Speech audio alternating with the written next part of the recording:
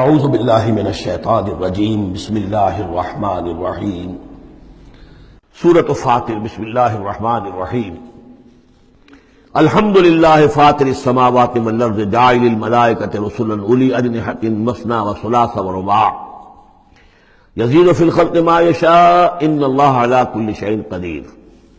کل حمد و شکر اللہ کے لیے ہے، فاطر السماوات والارض، زمین اور آسمان کا بنانے والا، عدم کے پردے کو چاک کر کے اس سے وجود بخشنے والا۔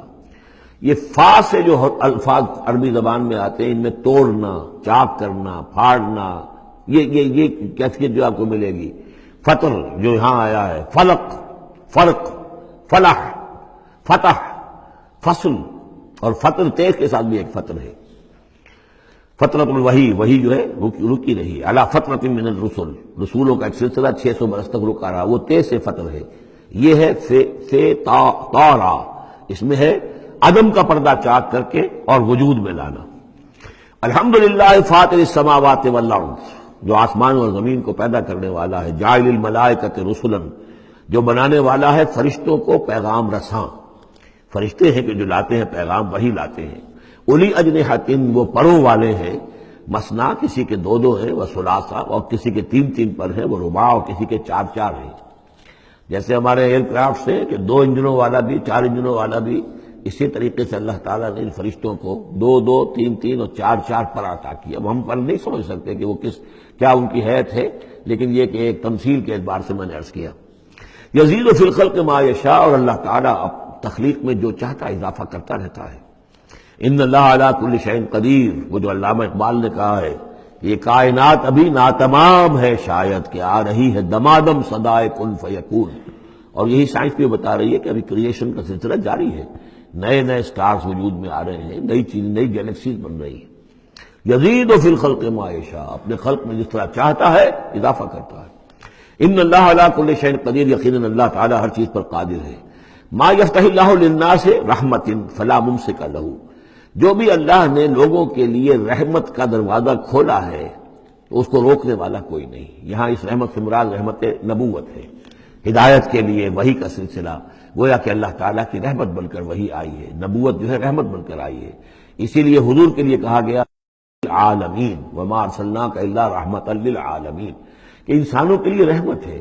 ان کو بہت بڑے امتحان سے سابقہ، اس امتحان میں کامیابی کے لیے کتنی آسانی پیدا کر دی ہے کہ نبی کو دیکھو، اس کا وجود، اس کی شخصیت خود اللہ کی نشانیوں میں سے بڑی نشانی، اس کی سیرت، اس کا کردار، اس کی عظمت، اور پھر یہ کہ جو وہی اس پر آئی ہے وہ ان کے لیے۔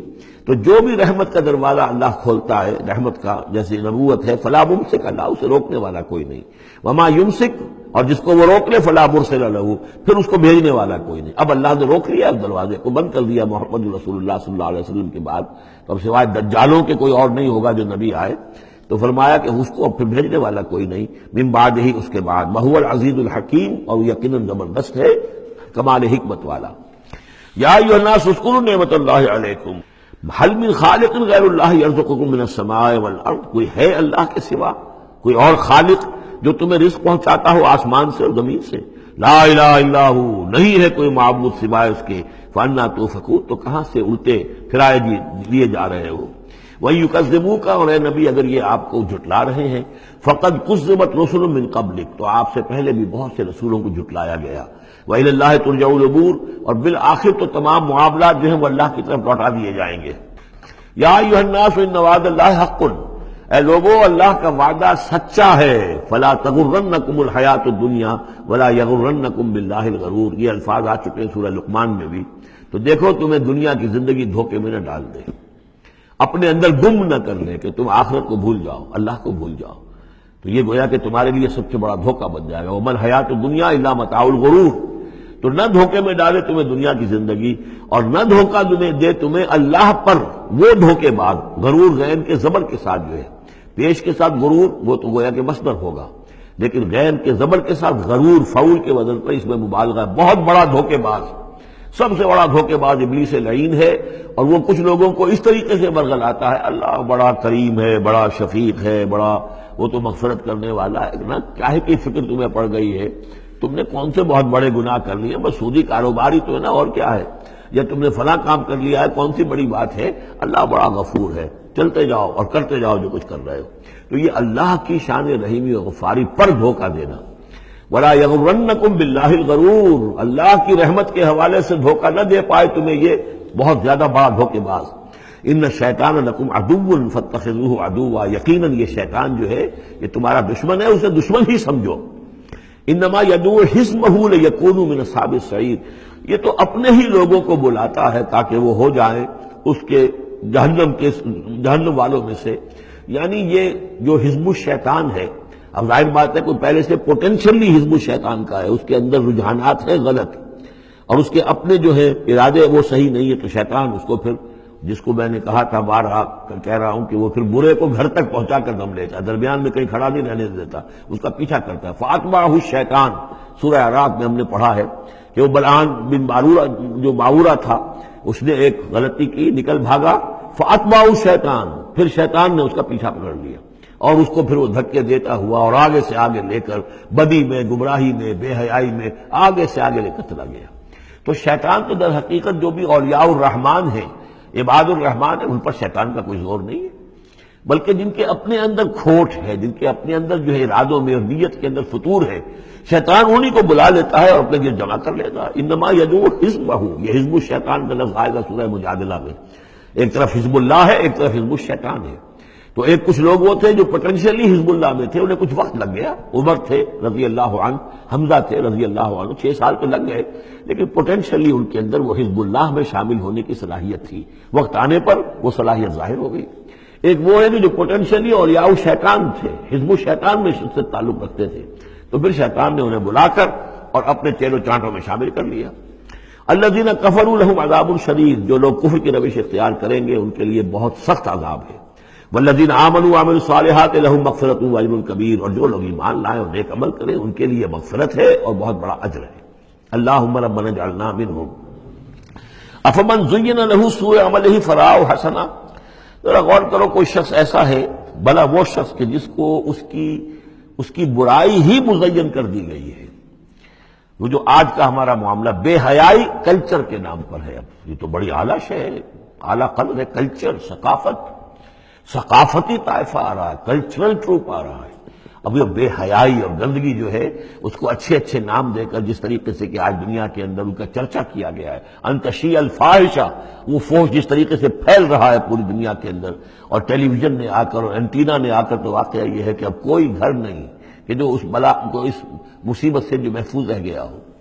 تو فرمایا کہ وہ لوگ، بھلا وہ شخص، افمن زین لہ سوء عملہ، اس کے عمل کی برائی ہی اس کے لیے مزین کر دی گئی ہے، فرآہ حسنا، وہ اسے اچھا دیکھ رہا ہے، اس کو اچھا سمجھ رہا ہے، اس پر فخر بھی کر رہا ہے۔ آپ کے علم میں ہوگا نیوڈسٹ سوسائٹیز بھی ہیں، امریکہ میں وہ لوگ ہیں، مادر داد بڑھانا مرد اور عورتیں ایک مجلس کے اندر، اور وہ سمجھتے ہیں کہ لباس میں تکلف خام کا کیا ضرورت ہے۔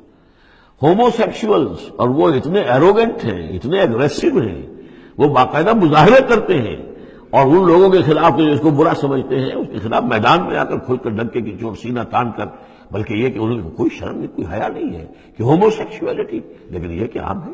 اب وہاں پر کھلم کھلا کوئی عورت کہے گی میں لیسبین ہوں، صاف کہے گی، اسے کوئی اس میں جھجک نہیں۔ 2 عورتیں ہیں کہ جو اپنی شہوت کا تقاضا جو آپس میں پورا کر رہی ہیں، 2 مرد ہیں جو شہوت کے تقاضے اپنے آپس میں اور ہومو سیکشولز اور لیسبینز، یہ ان کے ہاں کوئی شے اب جو ہے بری نہیں ہے کہ جس پر کسی کو نگاہ نیچی کرنے کی کوئی ضرورت محسوس ہو، اس لیے کہ وہ ان کے ہاں اب ایک چیز ہے، ریکگنائزڈ ہے، مسلم ہے، مانی ہوئی ہے۔ افمن زین لہ سوء عملہ فرآہ حسنا فإن اللہ یضل من یشاء ویہدی من یشاء، تو اللہ تعالیٰ گمراہ کر دیتا ہے جس کو چاہتا ہے اور ہدایت دیتا ہے جس کو چاہتا ہے۔ یہاں یہ من دونوں طرف جائے گا، جو چاہتا ہے کہ ہدایت پائے اسے اللہ ہدایت دیتا ہے، اور جو چاہتا ہے ضلالت اللہ اسے گمراہی کرتا ہے۔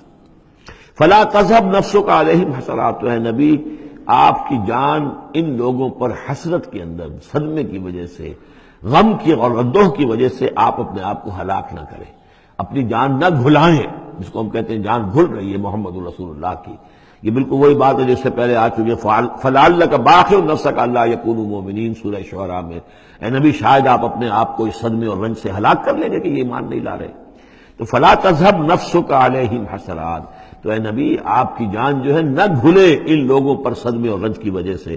ان اللہ علیم بما یصنعون، یقیناً اللہ جانتا ہے، بخوبی جانتا ہے جو کچھ یہ کر رہے ہیں. صدق اللہ العظیم.